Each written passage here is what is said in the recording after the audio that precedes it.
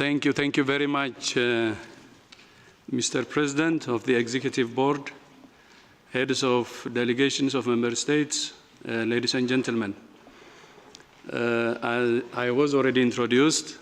My name is Dr. Tedros, and it's my pleasure to address you with my capacity as candidate for Director General of the World Health Organization.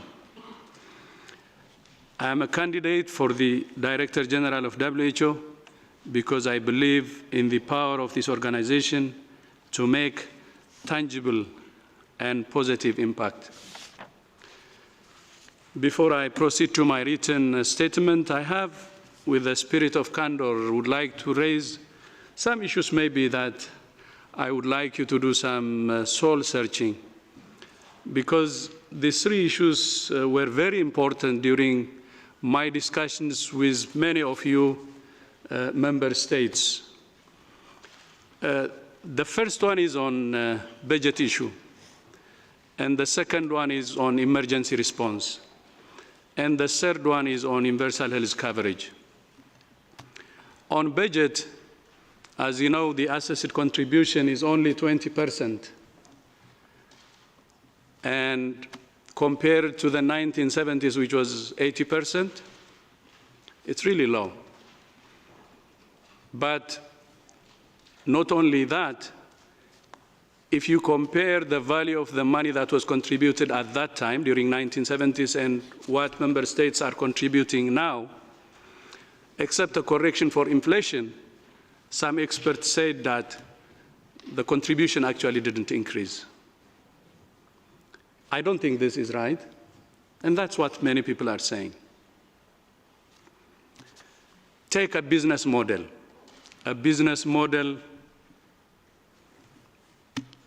unless you have, or business entity, 51% of ownership, can you say you own that entity? So the question is, do we really own the WHO? Do we own it? That's the question that was coming into my mind after I discussed with you, with many of you. And I will tell you another fact. This is a New York hospital, Presbyterian Hospital, New York. It has a budget of 4.8 billion US dollars, one hospital. And you know WHO's budget. Is this really the right thing? And many are asking, why are we not having the commitment to really own WHO, to make it truly belong to the member states? Because unless we empower WHO, and empowerment comes with resources, unless we ensure ownership of WHO, I don't think we will expect result. This is very important, and I think we need to really do soul searching. I have been listening to you. I will continue to listen to you, but we need to really discuss it candidly in the coming occasions, because it's very important and central. Ownership is important. Ownership is important. And then I will tell you the second one on global health security. Just one issue on that. The Internal Health Regulation 2005 is not being implemented properly. Its implementation is weak. And there is one thing that many member states raise. Some say because of fear of punishment, if we report early, we don't do it. And I said, what's the reason? Because we could be punished. And the world is not ready to implement the International Health Regulation in full. There is cherry picking. That's what they said. If you report, then travel ban is imposed. Is this the right way to implement international health regulation? You remember when Ebola struck, 3 countries were almost quarantined. But the international health regulation says there should be no impact on mobility and trade when we implement the international health regulation. It says it there. It's in the international health regulation. But we're not implementing it fully. Because when countries implement or report, the consequence is travel ban. The question here is, how do we ensure true solidarity? Are we really ready for solidarity? Or do we just go for narrow national interest and immediately act in the interest of our own narrow national interest without seeing the impact on others? I'm saying candor is necessary on this also, because organizations can only survive if there is candor, if there is honesty, if there is determination to really discuss about these issues, to listen to each other with respect, understand the root causes of the problem, for instance, for these two. Then the third is on universal health coverage. In 1947, when WHO was established, we said for health for all. In 1970, Almaty Declaration, we said the same thing. And 2016 now, fast forward, with SDGs, we're saying universal health coverage. Health for all. We're not walking the talk. Promises for more than 6 decades. What's happening here is the question of many of us. Is it a resource problem? I don't think, and many don't agree. Because countries with limited resources have done it. Many, but among those, I can mention maybe Sri Lanka. You know, they cover in Sri Lanka even cancer treatment, full. So is it resource a problem or lack of political commitment? This also needs soul searching. I'm challenging you to really listen carefully, really with honesty to each other and address these challenges. These are the 3, in the spirit of candor, that I would like to put forward to you, which are not new, but just to put the importance of really candor. And I will continue to listen to you and to be as candid as possible, because I believe unless we discuss candidly, I don't think solution can come. Unless we discuss candidly, I don't think we can really go to the root cause of the problem. Now, I would go to what people ask me why I'm running for WHO Director General position. They say, why you? And I say 4 things to them, and I will say it today. 1, I have the passion. And 2, I have the hands-on experience in leading change, both national and international. And 3rd, I have the technical expertise, the political leadership, and also the diplomatic skills that WHO needs. And number 4, I am from a developing world where the burden of ill health is really heavy, and I faced the challenge myself with my communities, and we can bring fresh perspective to WHO. And also as an outsider with good knowledge of WHO's internal working environment, I can bring a fresh view also to WHO. I will start with the first one, passion. My passion for public health was ignited when I was growing as a young boy in Africa, witnessing the first-hand impacts of malaria outbreak on my community. After I graduated, I was hired by Ethiopian Malaria Control Program in 1986 and joined a team in 1987 to control raging malaria outbreak in southern Ethiopia. I saw firsthand that most of the people in the community were bedridden and witnessed many deaths. That was the saddest moment for me. I remember the situation even today very vividly. Of course, we controlled the outbreak in 3 to 4 weeks with mass treatment, vector control, and so on. I not only with my colleagues, tackled malaria. But because of the high prevalence at the time, I also succumbed to malaria infection.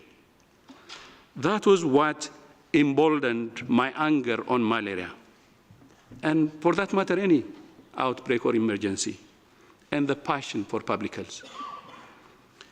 And the second, hands-on experience in change leadership, I started my role as a health minister in 2005, dealing with an emergency response to a massive malaria outbreak in the country. As a minister, it was a good opportunity for me to retaliate because my inside was boiling. We revised our malaria control program, prepared ambitious plans, and immediately mobilized 20.4 million insecticide-impregnated bed nets in just 2 years, the largest bed net distribution in Africa at the time. We expanded indoors residual spraying coverage, expanded larval control. As a result, Ethiopia has not experienced major malaria outbreak for the last 11 years. In my ministry, as a minister, parallel to fighting epidemics, we started ambitious reform program of the health sector. The reform covered all building blocks of the health system, be it service delivery, workforce, health financing, health management information system, pharmaceutical supply system, emergency response system, which included disease surveillance, detection, early response, and recovery system. In the service delivery reform, universal primary health care was the center of gravity, being primary, focused on health promotion and disease prevention. 6 years later, we had built almost universal primary health care. When we targeted to achieve this, many thought we were crazy, but we did it. At the same time, we looked into the broader public health in a comprehensive way and seek for efficiency and impact on how to impact service delivery and community engagement. We have not only developed our local innovative solutions that are responsive to our local context and challenges, but also looked to the best practices of other countries and took their lessons to revitalize our health system. These interventions resulted in increasing life expectancy at birth from 46.7 years in 1990 to 64 years in 2013.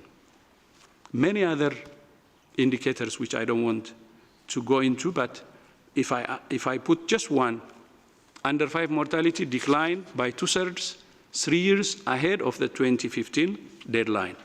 And the decline on HIV infection, malaria, mortality, and TB mortality was very significant. At a global level, I co-chaired PMNCH, Rollback Malaria, and UNAIDS. Of course, the most challenging was chairing the Global Fund Board from 2009 to 2011, when Global Fund was being heavily criticized for lack of effectiveness, accountability, and so on. I oversaw a comprehensive reform agenda aimed at improving the challenges. In parallel, we also established an independent panel to assess and provide recommendations, and this reform has guided the Global Fund to be effective, transparent, and accountable organization it is today. And you remember the $13 billion it raised just last month in Montreal. And the third is the technical expertise, political leadership, and the diplomatic skills I have. Reforming all building blocks of the health system requires strong technical expertise. And under my leadership, the health sector actually expanded significantly. And from just 600 health centers, we reached 3,500 health centers, from less than 1,000 health posts to 16,000. That's what I said, near universal primary health care in just 6 years that we achieved. I oversaw also training of 38,000 health extension workers, all of them women by design, to increase the utilization of services by women in Ethiopia. And the community-driven system with women at the core. And we have 3 million strong health development army that's composed of women alone. And not only that, we increased the workforce from 16,500 to 115,000. And the shortage of doctors was a problem, and we introduced innovative ways of converting regular hospitals into teaching hospitals with less investment, and increased our enrollment from 300 to 3,000, because brain drain is not the root cause. We believed that a mismatch between supply and demand was the root cause, meaning the problem is ours, when we admitted that the solution came. That's why for the first batch now will be graduating this year, and it's 2,600, from graduating only 150 a year in the past. Additionally, I have worked tirelessly to champion country ownership so that affected countries are able to guide and inform global health discussions that affect the health of their populations. This all needed securing a buy-in from our communities, leaders at all levels, partners, mobilizing them to our goals. Very often encountered resistance, but we were able to mobilize to achieve our goals. As Minister of Foreign Affairs, I successfully helped bring together 194 UN member states to agree to the Addis Ababa Action Agenda, a historic milestone forging a global partnership to achieve and finance the Sustainable Development Goals. Glad to be associated with SDG this way as chair for the negotiation of the Finance for Development, and eager to serve and see the outcome, health being one of the SDGs. I also played a pivotal leadership role in the AU's response to Ebola epidemic, facilitating greater country ownership, promptly mobilizing 200 Ethiopian health workers to join the African Union team, urging countries to adhere to the WHO guidelines. Number 4, the reason is, as I said earlier, as an outsider with good knowledge of WHO's internal working environment, and also as one from a developing world, I can bring fresh perspective. Someone grown up and faced the challenges firsthand can have, as I said earlier, not only the passion, but the understanding to bring a fresh perspective. And with that, I go to my vision and also the priorities. First of all, I would like to thank you, member states. I attended all regional committee meetings, all of them. I met 182 countries out of 194 bilaterally. And the 5 priorities, I will tell you, actually crystallized from that discussion. And I thank you for that. I feel like I'm reporting back to you. And I envision a world in which everyone can lead a healthy and productive lives, regardless of who they are, where they live. Achieving this vision and the Sustainable Development Goals requires a strong, revitalized WHO that's effectively managed, adequately resourced, results-driven, and led with political acumen. As we know, WHO is facing questions over its very identity and purpose. Yet, at its essence, it's an organization that has the power to change and save lives and make an enormous impact on the world. I'm standing as a candidate to become the Director General of WHO is because I know what it takes to care for those in the world who need it most and who have the least. And I know how to make sure WHO's impact is felt on the ground in daily lives. I believe in WHO's potential, and I believe I will be able to help it get there. The challenges are so broad and multifaceted that no single region or organization can manage them on their own. In order to address them effectively and save millions of our fellow citizens, we must act together. And my first priority is transform WHO. reform. And a new and challenging health landscape can only be matched by a responsive, adaptive WHO.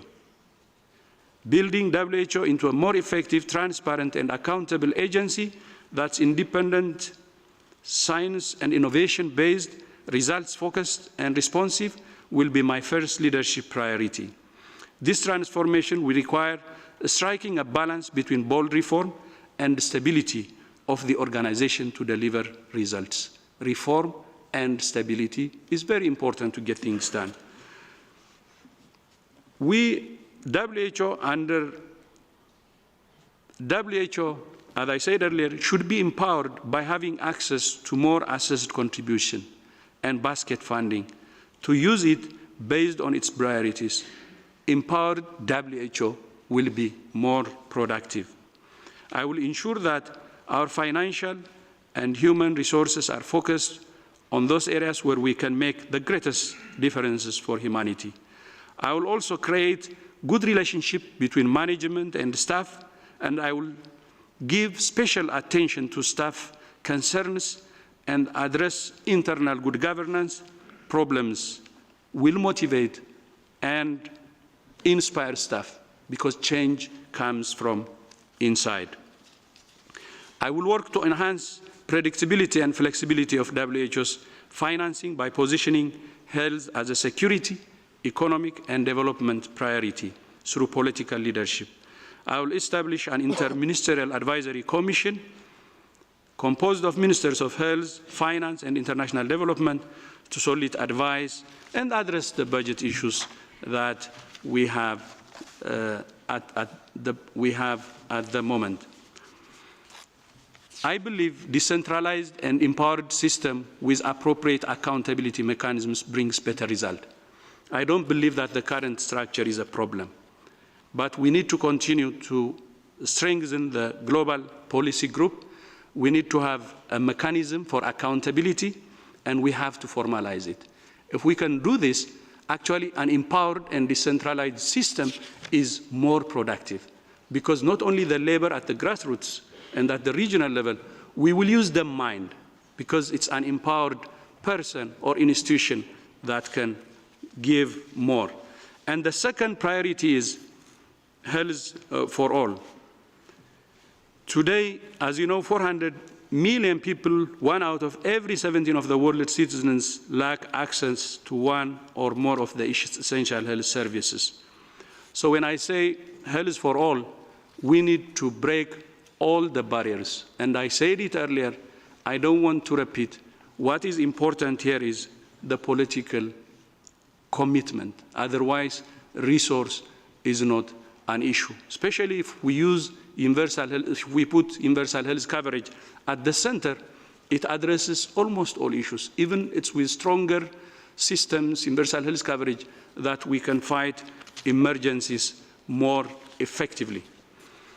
Then strengthening the capacity of national authorities and local communities to detect, prevent, and manage health emergencies, including antimicrobial resistance, and promote global health security will be my third leadership priority.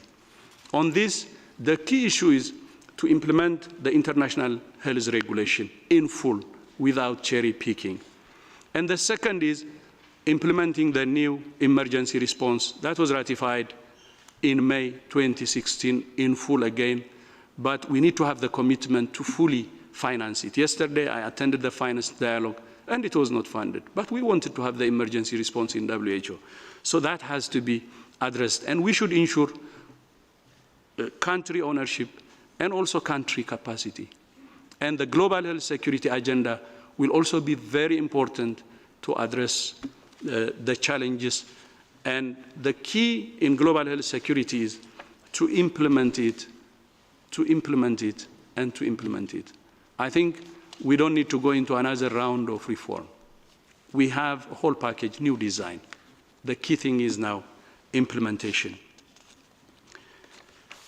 And the fourth priority is putting women and children and adolescents at the center of global health development agenda and positioning health on the gender equality agenda. In too many places, gender gaps, harmful cultural and social practices, and gender-based violence are negatively impacted, impacting the health, dignity, and rights of women and girls. Countries grow, develop, and have stronger communities when women and girls are healthy and empowered. But there is a serious weakness in doing honest assessment of the challenges and their needs. We don't listen to them, and we don't ensure ownership by them. I would reorient WHO to women, children, and adolescents by increasing the focus on reaching populations in humanitarian, fragile, and hard-to-reach settings. And also, I will advocate for increased investment. The details, I think you can read it in my statement. And the fifth is health effects of climate and environmental change. Climate and environment change is a global challenge that will continue to have a severe impact on our planet and on the health of our people. We have to take it seriously. It's a real problem. It's a real challenge. Of course, the world is coming together now. We can see the solidarity, but the health impact should be taken serious, should be given serious attention. And strengthening national capacity to effectively access and understand the use of climate service is important. Research and development on climate change is important. And also I will champion the use of low carbon approaches and also funding, especially to those who are most affected, like the small islands. In conclusion, I believe that a fresh vision of the World Health Organization through inclusive partnership can make all the difference. The world must learn from those who fight every day to safeguard public health, those who have struggled and triumphed against some of the most critical health challenges. I'm deeply humbled to have received the endorsement of the African Union for my candidacy and the financial support for my campaign. I'm also grateful for many countries throughout the world who have provided the support I have received. WHO's work touches hundreds of millions of lives around the world. Every program, every initiative, every allocation of funding is so much more than a static or line in a budget. It's a life protected. It's a child who gets to see adulthood. It's a parent who watches their child survive and thrive. It's a community living disease-free, or an entire country or region that's better prepared to handle emergencies or disasters. This is the difference WHO can make, working hand in hand with member states and global partners with candor. I hope you will join me in working together for a healthier world. I'm ready to serve.